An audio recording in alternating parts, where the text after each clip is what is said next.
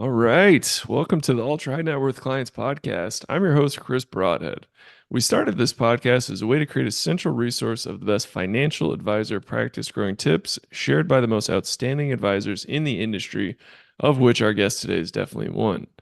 These outstanding financial advisors agree to be on the show and provide a ton of value for free, all in the hopes that our audience might learn from their words. My father was a financial advisor, and financial advisors are the main clients we serve. So, my marketing agency's mission is to help every financial advisor grow their business in an effort to help the world become more financially secure. Today, we have the rare pleasure of talking with an incredible financial advisor, Greg McLaughlin. Greg, can you introduce yourself and tell us a little bit about you? Thanks, Chris. I appreciate being on today. Yeah, So my name is Greg McLaughlin, and Chris had mentioned.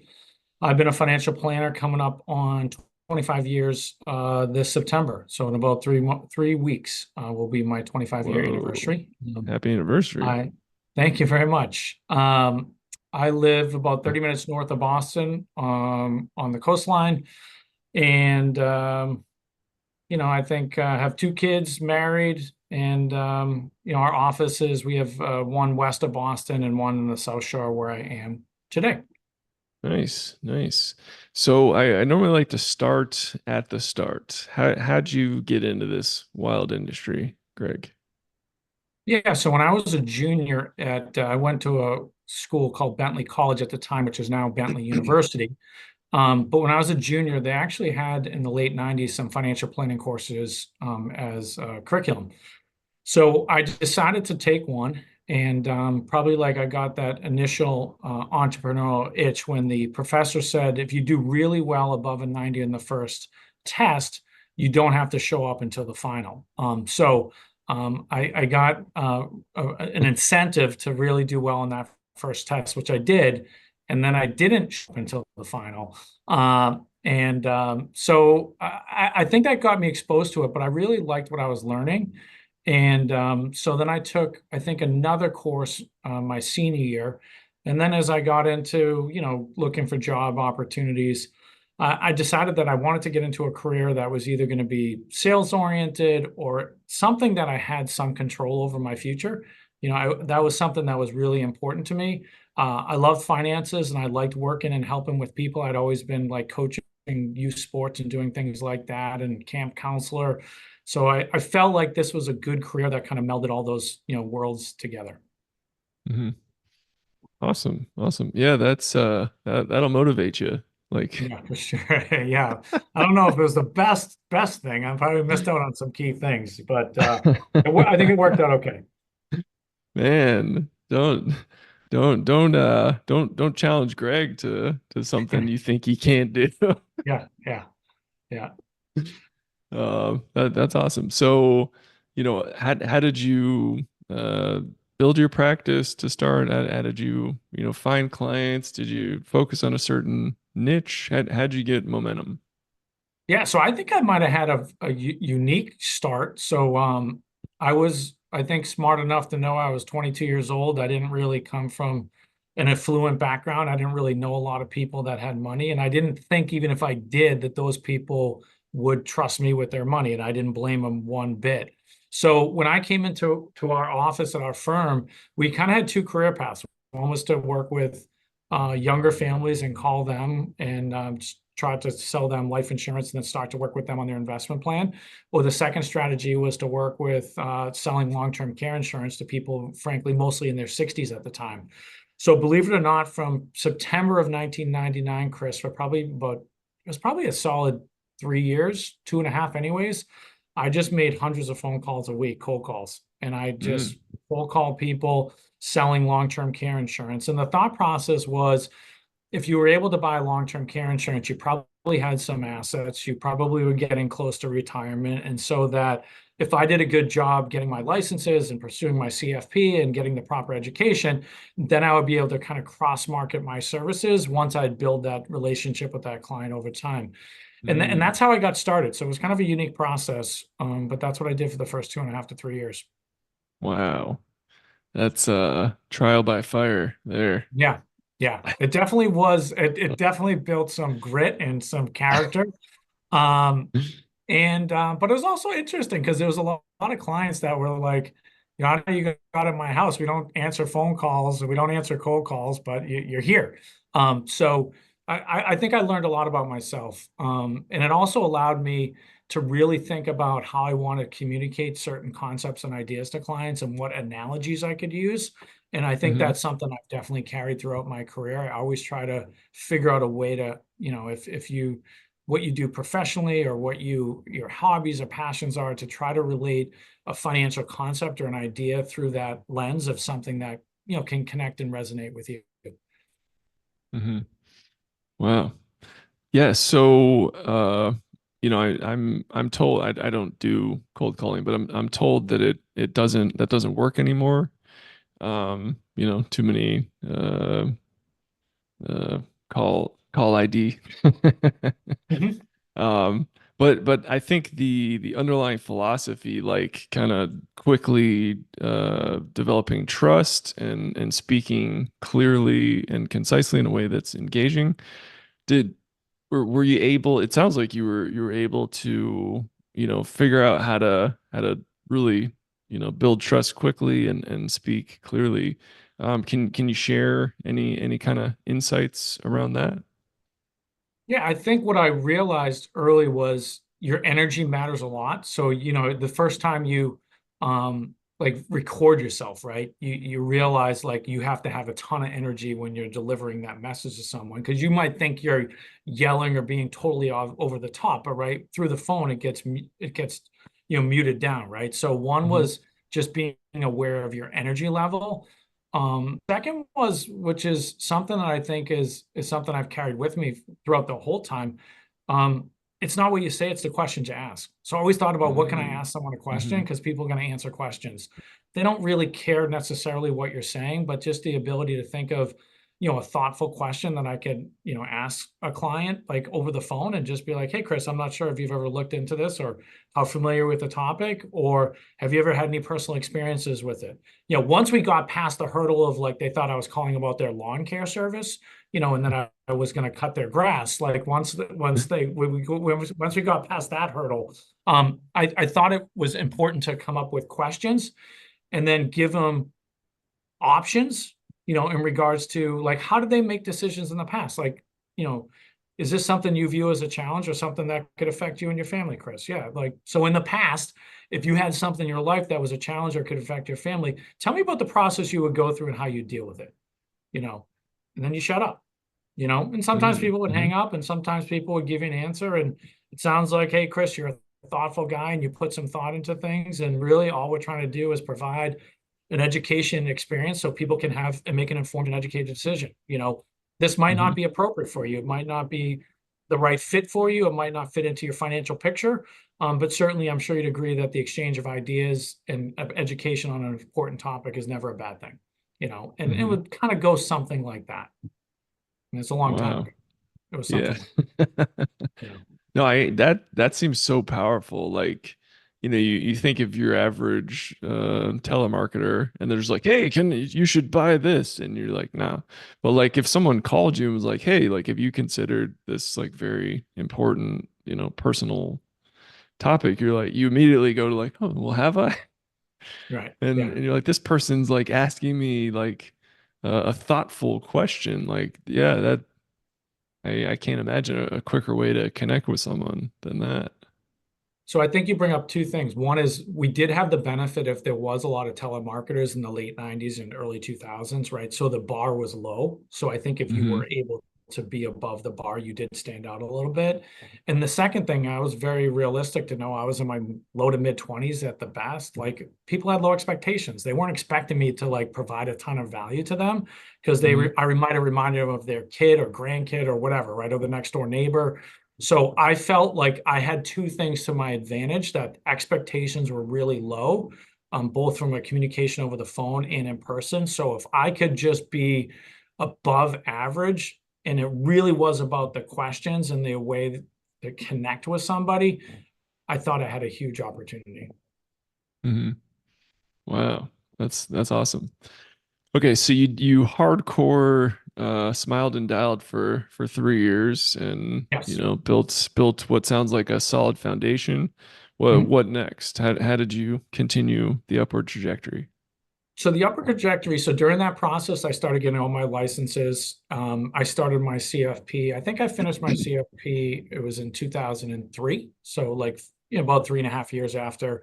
So I felt as though that gave me a big boost of confidence, like in regards to feeling like I had some professional accreditation, and now the confidence to go and work with clients. So what I did is with a lot of those clients, Chris, is I would go back a year or 2 years later, review their policy, and then introduce the other services that we now had.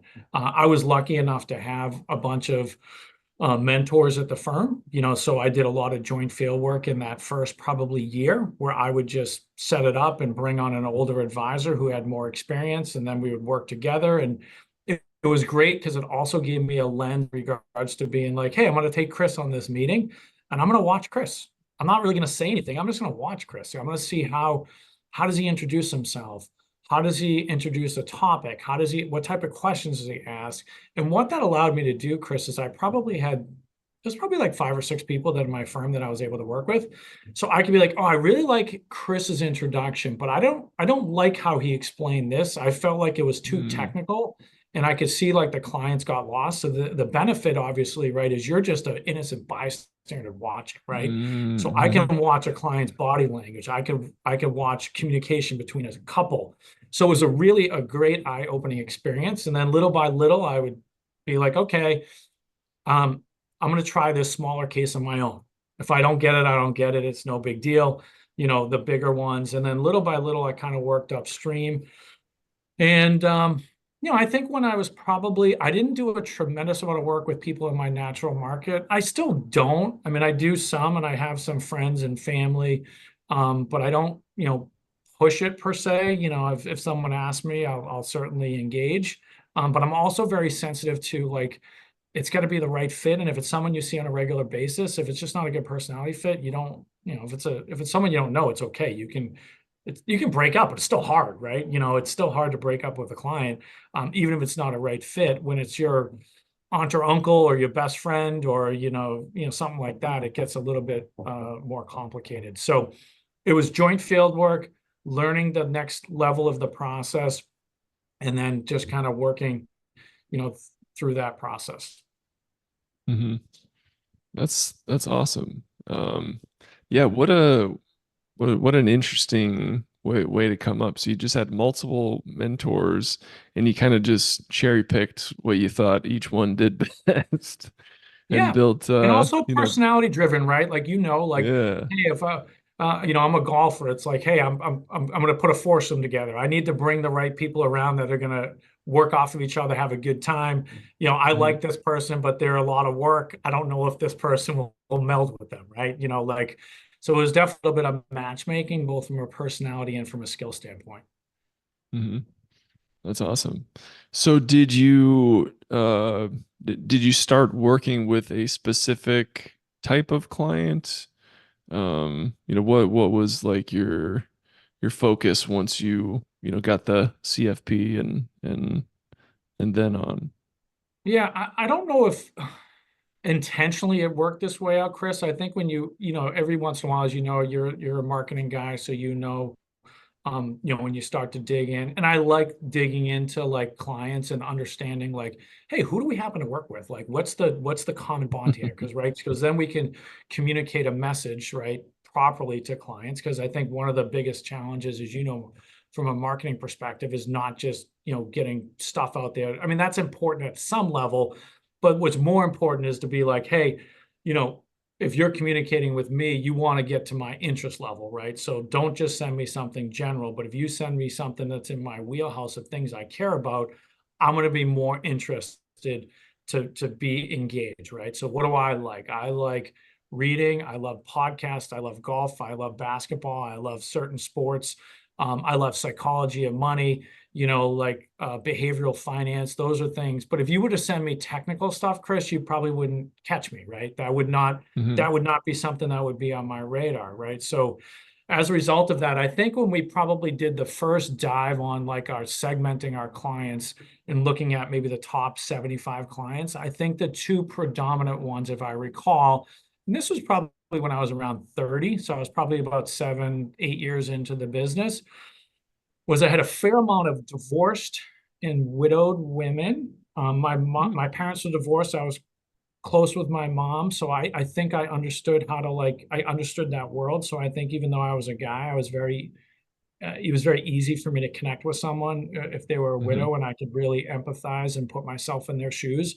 Or if they're divorced, I kind of got it. So I think, and I grew up with my grandparents, with my mom and my brother, and I was super close with my grandmother. So I kind of had two, women in my life who influenced me a lot. So I feel like I got that. And the other one was I had a good amount of engineers. And I was definitely much more technical when I was younger. But as you know, like Chris, in any industry, like I think when I was young, I wanted to learn everything. And then each year that went by, I was like, man, I know a lot more than I did like 5 years ago, but man, I don't know anything in the grand spectrum of things, like, right. So I had a fair yeah. amount of engineers, and I still do, I still have a fair amount of engineers, but I don't think I did anything target market. Maybe this is not really targeted, but it was more like retirees getting ready to retire. But I know that's not niche enough, but that's probably what it was in 2005 to 2010, 12 type of thing. Mhm. Yeah, that's funny you say that. We did a campaign recently for a client just testing. I think we tested 20 different lead magnets. They were kind of all over the place. We had some normal ones, some wild ones. And for whatever reason, our lead magnet, it's like a free giveaway that we run as a Mhm. Facebook ad to collect ideal customer, ideal prospects, name, email, phone number. Um, so for whatever reason, we had one called Navigating the Financial Implications of Divorce. This one did 10 times better than every other lead magnet. Sure. And my Hey, cl- my clients are dumbfounded. They're like, "What? Like, why is they're like, I mean, yeah, we work with some, but like, why is that one setting the world on fire right now?" And then, I've had a number of clients come on here, and when I ask the kind of niche down question, they're like, oh, like I've, focused on divorcees or, built my entire practice on widows. And I'm just like, wow, there's like, and it makes sense. Like that's such a emotionally tough time. And just you're like, oh, can someone help me with at least one thing? sure, sure. So that makes a lot of sense. Cool. So how did you identify this niche kind of early on, or did it just kind of organically come to the surface? Yeah, I think I think it was a little bit more organic than identified. That would Hmm. be I think it just kind of happened that way. You work with, and a lot of it was from referrals, right? And introductions to other people, right? Like you work with someone and then, they introduce you to someone because they, a lot of times are often friends, right? With people who have, some similar circumstances, or hey, I worked with this person, they were able to help me out this. You're going through that same, you're getting divorced, you have to deal with the quadro and splitting a 401(k) plan or something like that, right? Like, Hmm. yeah, we worked with Greg and his team, and they were able to really help us out, and they've made it simple and clean and easy, right? So that's obviously, um, so I'd say a little bit more organic, than targeted. Hmm. Got it. Got it. Okay, so you crushed it at the cold calling. You had some great mentors who, kind of Mhm. showed you some great things to incorporate into your practice. Your, late 20s, early 30s, you got your CFP. How are you finding clients?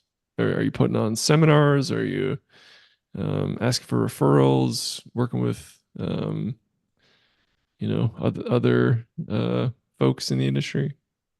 Yeah, I would say probably, I think the three that are probably fairly typical that you probably hear a lot, right? So there's certainly referrals made up a good percentage and introductions to other clients, right? Made up a good percentage of new clients.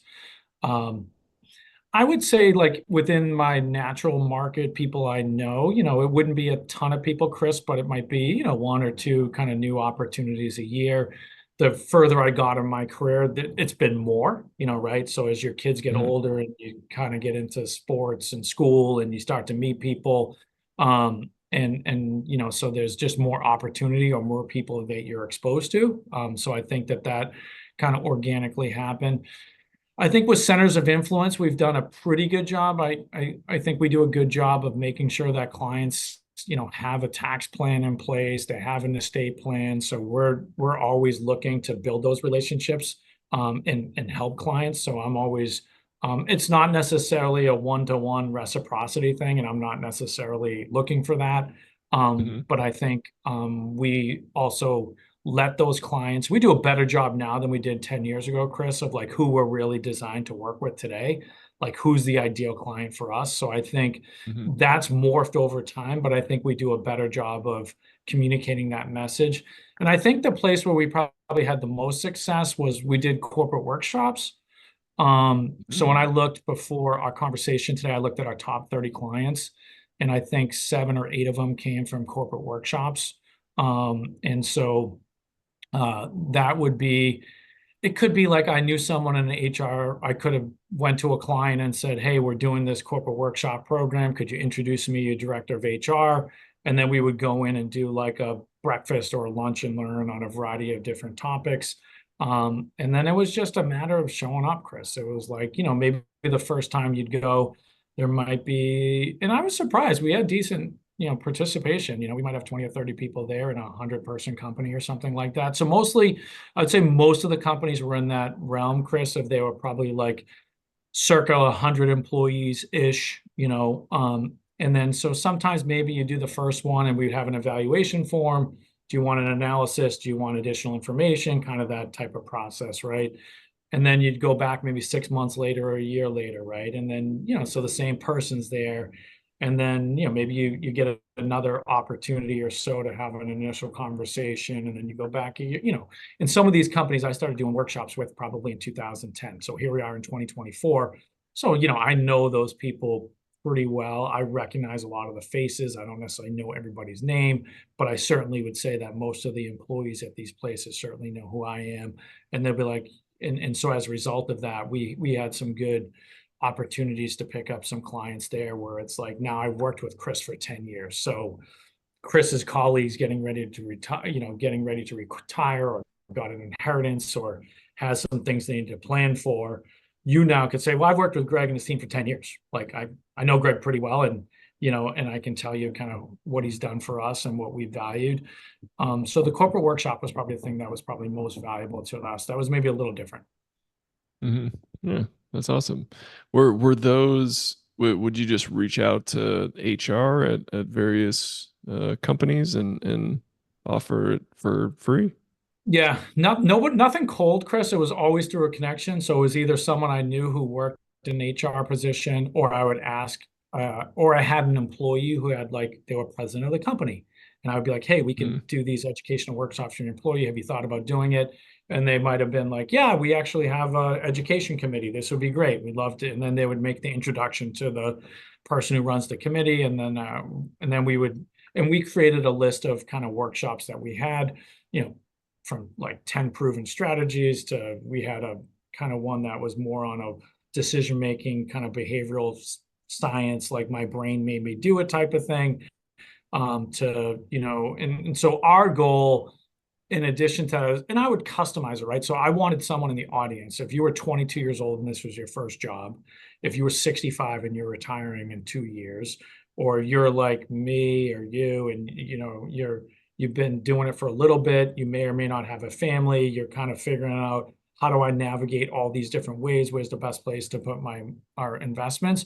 I always try to like make sure that there was a topic or two that was relevant to them, and I might say, hey, if you're in this, sweet spot right here, and you've been sleeping the last 15 minutes, like now wake up for 5 minutes and then you go back to sleep, right? Because this is going to be what's most relevant to you. This is going to be the Hmm. most important thing that we're going to talk about. You don't care about Social Security right now. You're 36 years old. That's not on your radar. You don't care about Medicare supplements and health insurance costs and whether you're going to downsize your home, right? Those are not on your radar, but you are going to care about, these couple of topics here. So I always try to Hmm. make sure that, and then I always would focus something on kind of a behavioral decision making kind of psychology, because that does appeal, if you're interested in that, to everybody, whether you're 62 or 22 or 102. Hmm. Yeah, absolutely. Did you employ any specific strategies to maximize signups for the one-on-one post presentation calls, and then within that call, any kind of closing strategies did you employ?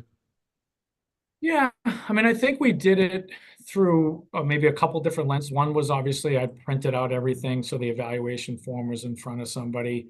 Sometimes we Hmm. do like some gift card type of things to get some participation. Um, and I think just being direct with people, I would just say, hey, listen, we're going to be back, so getting feedback, I can come back and talk about whatever you want, but if we don't have any feedback, we're guessing. So, Mm. our goal is to provide valuable education to people. So the feedback, whether now or not you want to sit, I wanted the feedback on what topics are of interest to you. So if we're going to come back and do something, it's more relevant, kind of like we were talking earlier. So, and then we would send a follow-up email to the people and, with the evaluation form. We, hit a pause during like the pandemic and kind of didn't do stuff for like 2 years-ish. We've kind of Hmm. started back up on the last year. I've toyed around with, app, Survey Monkey, doing it kind of that way. But then it also could get buried in someone's email. So we're going to play around with that. We haven't figured that out. I've tasked someone on my team to kind of think about that. It's more simple part of the presentation, reminder at the beginning, reminder at the end, talking about the importance and just being direct with someone why we wanted the feedback. And obviously we want to work with people, and just saying, Hmm. hey, we're not the right fit for everybody. We're not I might not be the right personality type. Our team might not deliver the things that matter most to you.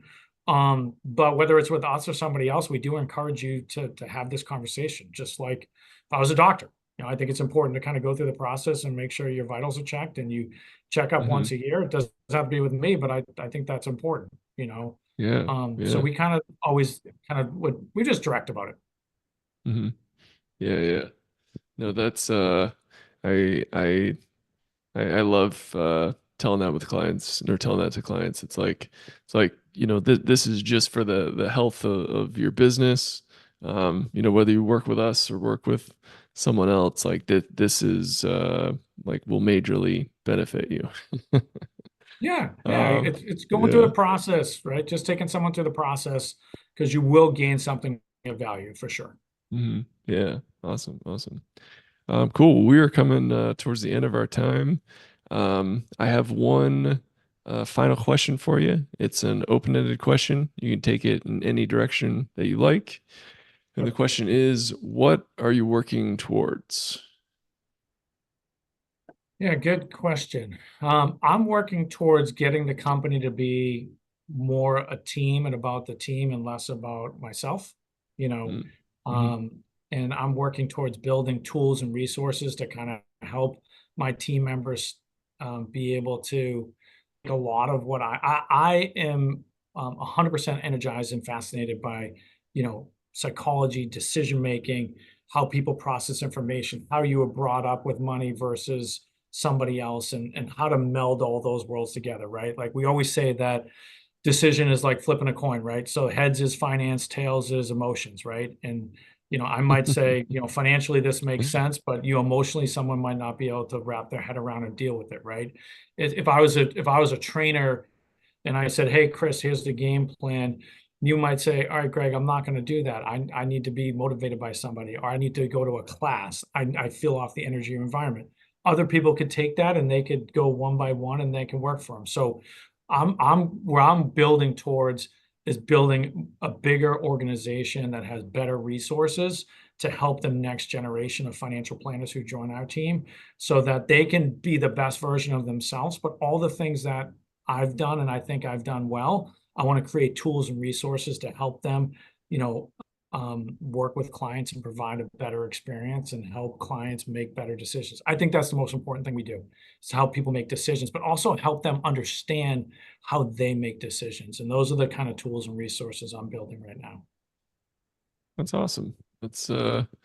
That is thoughtful on a financial and an emotional level, man. Love to hear that. That's beautiful. Thank you. So where can our audience find out more about you? So the easiest way is, you can obviously Google me, and I'm on LinkedIn. Our team website is Living Well Team CFG, Christopher Frank Greg.com. And you'll get a feel for like a little bit of the differences between us and some other advisors. You're going to get a feel for the psychology of money and decision making, and some of the tools and resources are on there. And those are the two places you can track me down, and love the opportunity to have a conversation with anybody, whether you're a client, another advisor, or anybody else from a collaboration standpoint. I always like to do that. Awesome, awesome. And we'll be sure to link that in the show notes and everywhere we post the episode. Greg, thank you so much for taking the time to talk to me and my audience today. This was great. Hey, I appreciate you having me on. I really enjoyed our conversation. Thank you very much, Chris. Yeah, my pleasure. And to all our listeners out there, thank you so much for tuning in and keep on growing out there, everybody. See ya.